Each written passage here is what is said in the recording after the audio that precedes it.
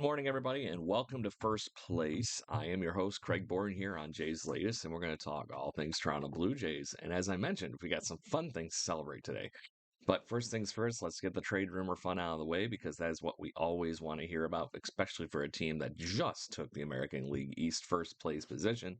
How do you build on that would be the biggest piece to that. So, anyway, I have been avoiding talking about this one because it just doesn't make any sense to my little baseball brain, but it won't go away. The rumor's still there, and there is a precedent to it with the team that we're talking here with the Milwaukee Brewers. So, biggest question is why in the world would they sell anything? The Milwaukee Brewers are currently 48 and 39, just behind the Cubbies, who are running around, obviously being amazing at what they're doing. The Cubs are a 52 win team right now, running the NL Central with only 35 losses and a plus 109 run differential. The Brewers are currently ahead in the wild card. So they're second place behind the Mets in the wild card. It's been a dynamic back and forth so far, and it's going to probably end in a very, very, very exciting fashion in the National League, just like it's going to in the American League. A bunch of teams butted right up right there with the Padres, Giants, Cardinals, so on and so forth. All these teams that are above 500, including the Cincinnati Reds, that are even just over 500 and technically only a game and a half back. So it's a rat race going on here, and you would think that the Milwaukee Brewers would think about maintaining and building on that. But like I said, this is just a rumor that won't go away. And I don't know if it's because people are just expecting the wheels to fall off the Brewers or what, but it just doesn't make any damn sense to me. But let's say it does make some level of sense. The player in question here is the infamous, well, I won't say infamous, but the phenomenal Freddie Peralta. Peralta has been an insanely talented player over the last few years. He's been one of the saviors of my pitching staff on my fantasy baseball league. He's done really, really good things. And this year he's producing just a mere 2.4 WAR with a 9-4 record, 291 ERA in 18 starts. Nothing big, right? No, nothing. Wouldn't help anybody. So the problem is that he actually is technically a free agent, or the Milwaukee Brewers have to pick up his $8 million club option next year. To me, that's a no-brainer. Pick that up, run away with it, which is another reason why I call bullshit on the fact that they're going to trade him. He's got a career 3.69 ERA in 196 games. He's just been really, really good, and he's been dominant of late. So I just don't understand why the heck the Brewers would actually trade him. But if he is for some reason a free agent, the Blue Jays obviously have to be right there with a bunch of prospects or whatever we have to do to incent the Brewers to let him come north of the border. He would be a hell of a piece to add to this Blue Jay rotation along with Max and everybody coming back. It would be incredible to see him in a Blue Jay uniform. Somebody I've always wanted to actually see in a Blue Jay uniform. And when he was not quite a free agent a few years ago, that one actually hurt me a little bit because I was really looking forward to seeing him potentially be a Toronto Blue Jay. So on that note, I do hope there's some smoke to that fire. I just don't see it. That is the Major League Baseball rumor that I keep hearing from this person, that person, all over the internet. It's just how, why, unless this is the Josh Hader thing. They think they can trade this asset and get better. And Witkowski coming up and doing what he's been doing, maybe they don't need Freddie Peralta and can use that trade bait to fill in this team better. It's really what that is. It is not unprecedented. The Brewers have done this before with Josh Hader, as you guys might remember a few years ago. And it is what it is.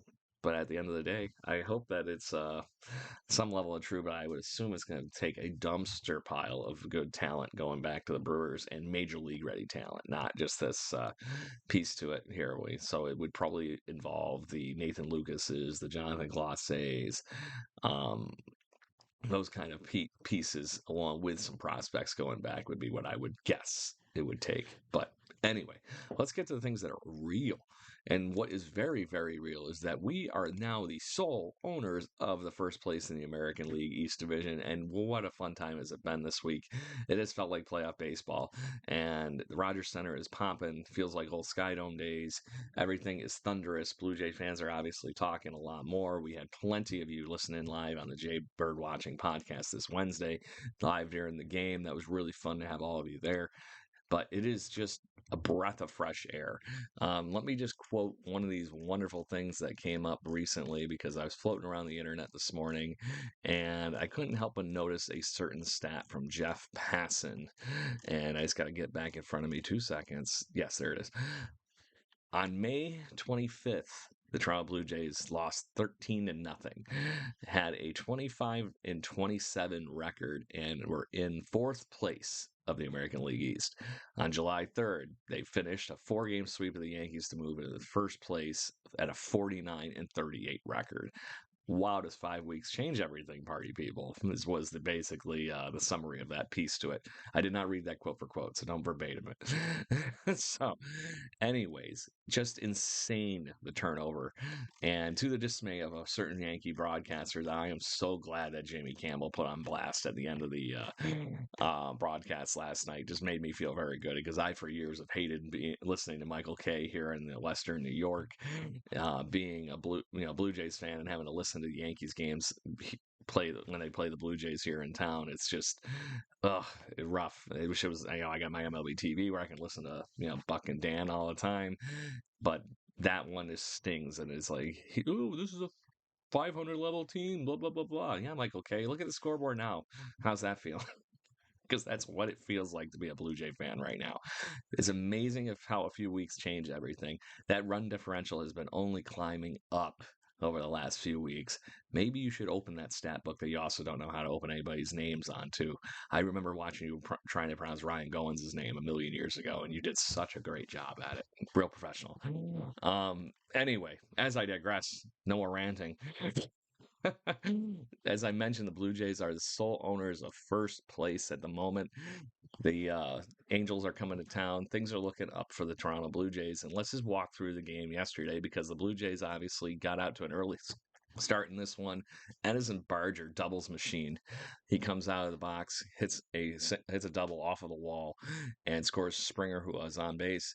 Little back and forth at the beginning of this game. Trent Grisham hits a solo home run, ties it up 1-1.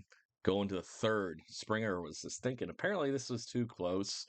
Needed to widen that gap just a little bit. Hits a 2-run blast, his 14th of the season, up the right center field wall. Oppo Ishitaka. Nathan Lucas scores on the home run as well. And it just, like I said, it just kept going back and forth, back and forth. Jason Dominguez tripled and didn't drive in a run on that one, but came close to it. And just kept things moving and moving and moving. So in that inning, Anthony Volpe would eventually score Jason Dominguez from third on that triple. Going to the fourth, one of the crazier doubles I've seen in a long time. Nathan Lucas hits this thing that's spiraling so crazy that when it was the first hop hits out of foul ball territory, spins back into field play, and ends up being a double that scores Wagner and Schneider for putting the Blue Jays up 5-3. And then the gap just continued to improve at this point. Addison Barger, monster tank. You can't leave balls over the plate to this kid. Yankees fans should have found that out quickly. Had a big series against the Yankees. In the seventh, a double from Jazz Chisholm puts them a little bit back in the scoring, and so does a Anthony Volpe ground out. So that puts the Blue Jays with only 1 run ahead. It's looking like we're going to have to go crazy in the ninth inning here to be able to get a win. George Springer once again in late innings with Nathan Lucas on again hits a bomb, and he knew it. Puts the Blue Jays up to the final score 8-5. Gets Chris Bassett the win. Crazy game. very fun game. 3 for 5 for Nathan Lucas in the leadoff spot, scores 2 runs, had a double and a couple RBIs. 3 for 4, George Springer with another 4 RBIs and 3 runs scored. Addison Barger 3 for 4 with 2 RBIs and a run scored. Noticing a trend here at the top of this lineup, just monster. 2 for 7 with runners in scoring position. Didn't need that with the home runs. Chris Bassett goes 5 and 2/3, 8 hits scattered, 3 earned runs, 9 Ks, which was the surprising part. Brandon Fisher comes in and gives up the 2. And then we cruised. Green, Burl, and Bruley, and Hoffman. Hoffman's 21st save and drops his ERA to 4.58. So moving in the right direction there for Jeff Hoffman. So let's just focus in for 2 seconds here on what is now becoming the thing in Blue Jays baseball, the legend that is George Springer's 2025 Major League Baseball season. Just to put this in perspective, 4-game sweep, like I mentioned, 8 for 14, 4 walks, a stolen base, 4 home runs, 11 RBIs for George Springer. So, and not to mention coming up clutch in the clutchest of moments.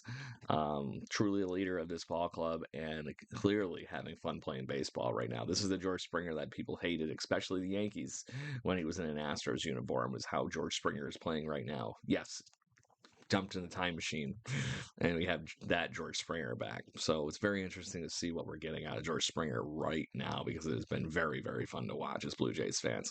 So what is next? Apparently we're going to face somebody named TBD today for the Angels. Pitcher has not been announced. Might be a bullpen day for the Los Angeles Angels as they come to town against the Toronto Blue Jays to play at the Skydome. Eric Lawler will be on the bump, who has been, like I said, a breath of fresh air for that 5th spot for the Blue Jays. He's currently sporting a 2.6 ERA in 6 starts, 12 appearances on the season. In his last, where's my last one? His last start, he allowed 3 runs to the Boston Red Sox in Boston. But before that, he held the Diamondbacks and the Cleveland Guardians in check. So very, very interesting to see how he continues. If the Blue Jays don't trade for a starting pitcher, I'm very happy and fortunate the fact that we have Eric Lawler. And I hope that they keep moving. My worry is that we are still one starting pitcher short, regardless of having him ready to go every other day or every 5th day. So we got to get somebody. I think we need to improve that piece. It could be as simple as Alek Manoah comes back, Alek Manoah, but I really don't want to hang my hat on that one as much as I want to see the Alek Manoah revenge tour. So we'll go from there, party people. But that is where we are. That's how things are going. And let's frickin' go, Blue Jays fans. That's just awesome. I can't say enough good things about how this feels like 2015, 2016 all over again. Something is in the air. Something is different, and I cannot wait to see this unfold. Anyway, Blue Jays fans, make sure you tune in here every day. Jay's Latest.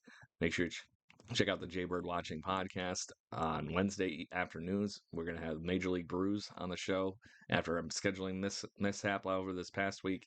They will be back next week. And then we're going to have Thomas Hall of the, writing fame talk trade deadline with us on the following week. So make sure you tune in and have a great week. Go Blue Jays and talk to you tomorrow.